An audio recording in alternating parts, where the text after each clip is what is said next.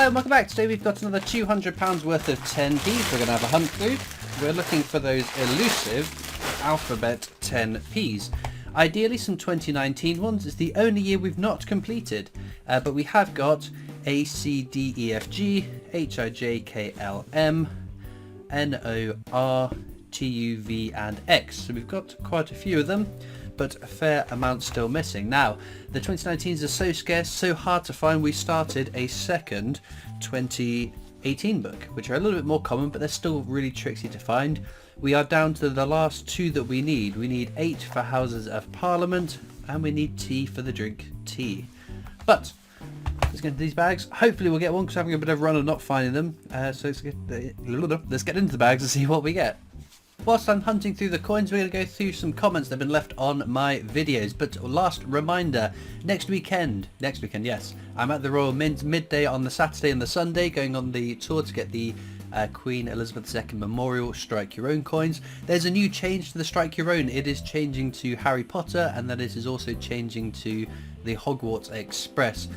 There is a day where it flips over. I think it's the 9th of December, it's the Harry Potter. The 10th of December, it is the Hogwarts Express. I'm just going to quickly get up my calendar because I'm so bad at remembering dates. Yes, so the 9th and 10th of December, I'm going on both of those days to get the Strike Your Owns, because it means I can do both in one trip. So again, a massive thank you from me to the Royal Mint for being more transparent with dates when the Strike Your Owns are going to change. Otherwise, that could easily have been 3 trips to the Royal Mint before the end of the year, which now I can do in 2 trips. So if you're planning to go on any of those dates, I'll be there, so do say hi. Okay, first comment comes from James Anderson, who says, have you been checking for your Paddington at the Cathedral 50p for the Golden Cathedral variant? I must confess, when I first saved this comment, knowing that I was going to reply to it, I thought, what are you talking about? I've got no idea what you mean. But then more recently, I think it even went up, was uploaded this week. I found a Paddington somewhere at the tower, I think, that again had this sort of weird goldy kind of finish on it. I think it's toning.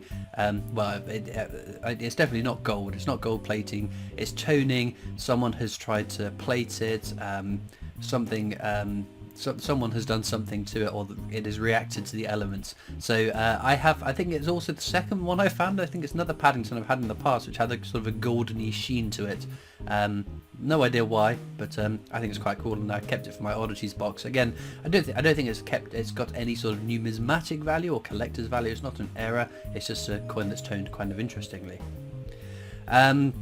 Next up from Two Coin a Phrase says, Grossy's probably getting mixed up with the Captain Kirk serving aboard the starship USS Enterprise. That's from the Unhuntables episode number 4. So yes, on a fortnightly basis I've been doing a video series with Grossy from Grossy Coin Hunts, my good friend and fellow coin tuber who has his own YouTube channel.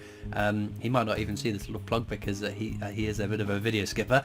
But yes, so I've been having great fun doing those videos. I think they're great fun to do, and it's nice to have a chat with him and do sort of podcasty bits on both of our channels. But yes, Cook and Kirk, maybe he got mixed up. I'd be interested to know whether Grossy actually knows who Captain Kirk is, though, because his knowledge of most things is a little bit slim.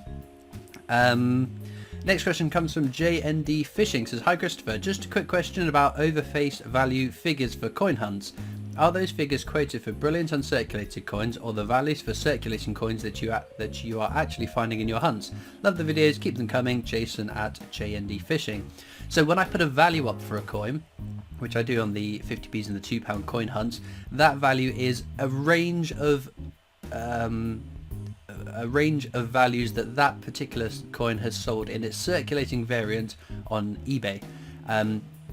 Sometimes there are massive outliers that will be, I don't know, £10 more than everything else that's been selling, and I disregard those. Some of them will sell for, I don't know, 40 pence, but then the postage is a problem because people put £2 postage on it and sell for 40 pence, so it actually sells for £2.40 for that coin. So I take it with a pinch of salt, and I scroll through the most every time I edit the videos. Once I find one, I scroll through eBay at finished, completed, sold lots. And that's what I base it on. So it is based on circulating coins of a similar coin that was sold at a recent time as of when I have edited the videos. Debbie Dudley says, hi Christopher, just wondering if you could help me and tell what this coin I found, please. So if you need help identifying coins, your best bet is to get an app called Coinoscope. That's Coinoscope.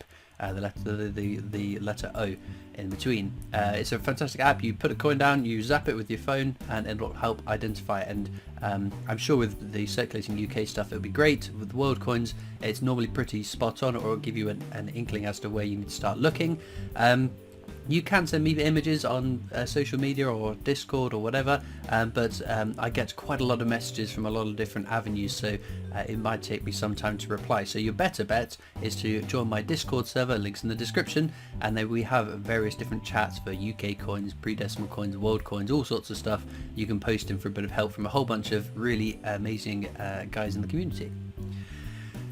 High Path says, should we have a series of coins of British Prime Ministers? Perhaps some Christmas chocolate ones for the short lifetime ones.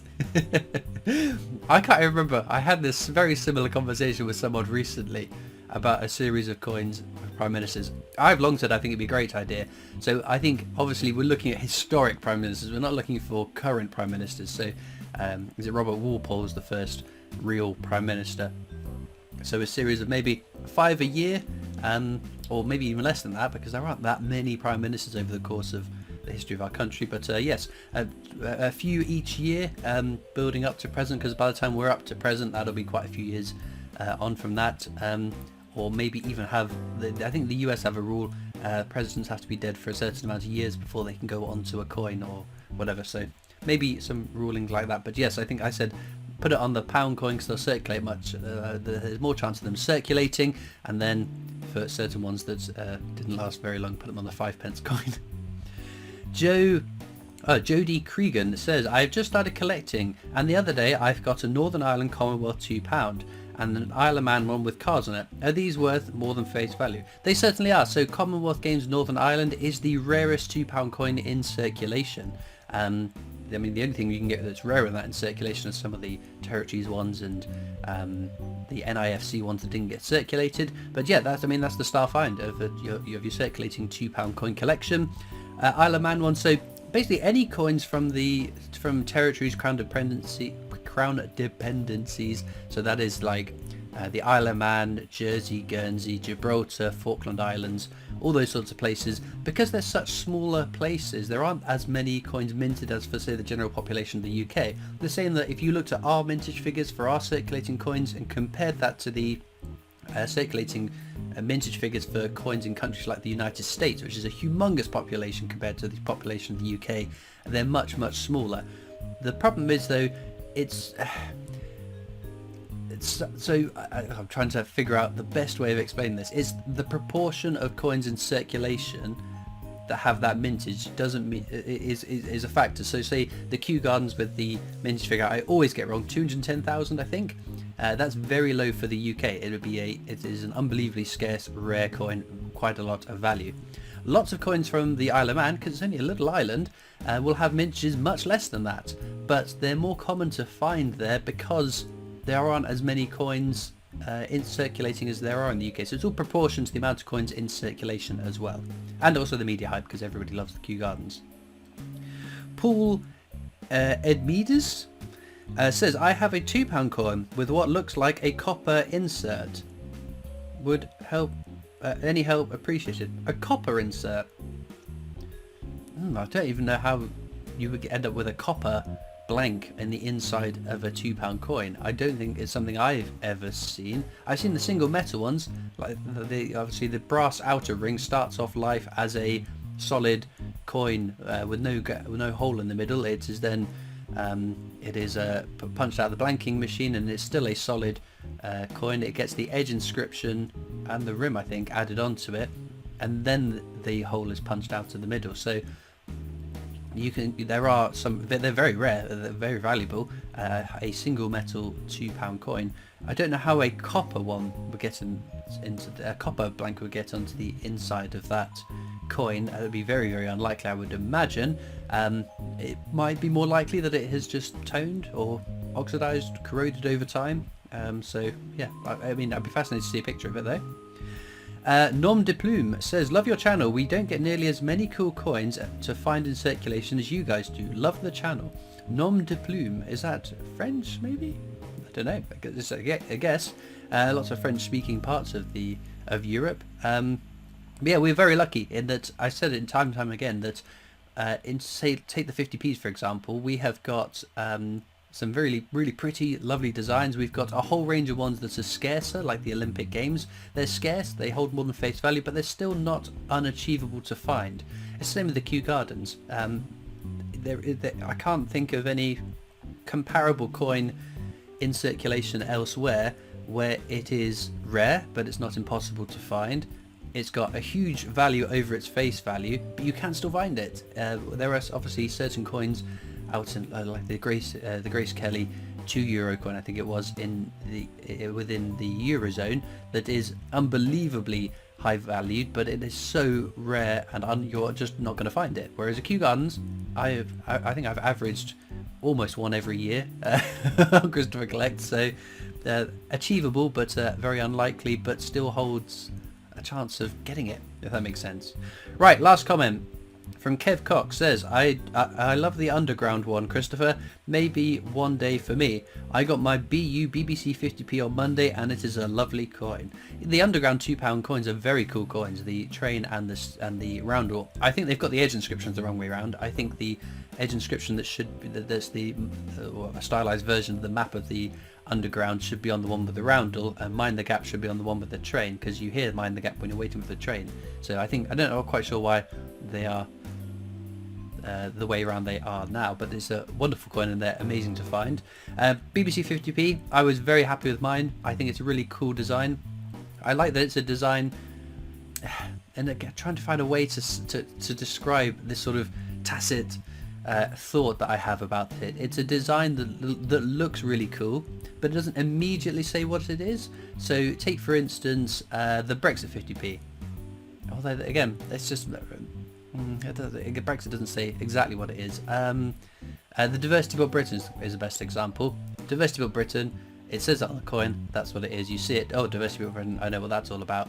But then say for instance if you looked at the Victoria Cross Heroic Acts, it's a cool design, it grabs the attention, and you might think, oh, I wonder what that's all about. And then you read into it, you see the Victoria Cross silhouette in the background, the explosions coming out the corners, and the soldier carrying another wounded soldier. So it's a commemorative coin that might spark interest because you see it and go, oh, I wonder what that's about. Whereas Diversity Built Britain, for as great it was to be bold and brave in the times in 2020 to mint a coin with that sort of message, it doesn't really lend itself to any further research, I guess. So again, I like the Diversity Built Britain 50p, but the design is quite simple, and again, it doesn't capture the imagination like the BBC one does. It's a really cool design. If that was in change, I'm sure when you grabbed it you go, oh, what's that?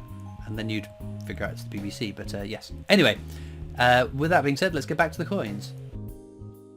Well, there we go. We got 3 finds: Gibraltar, that side, Jersey, Guernsey, and then 2 oddities. I like coins with stickers, and I don't quite know what that is, but that's going to go into my oddities box. But more interestingly, this one here, I'm not convinced it's an error. I think it might just be post-mint damage given how dirty and filthy it looks, but it's just where the edge has been rubbed so flat.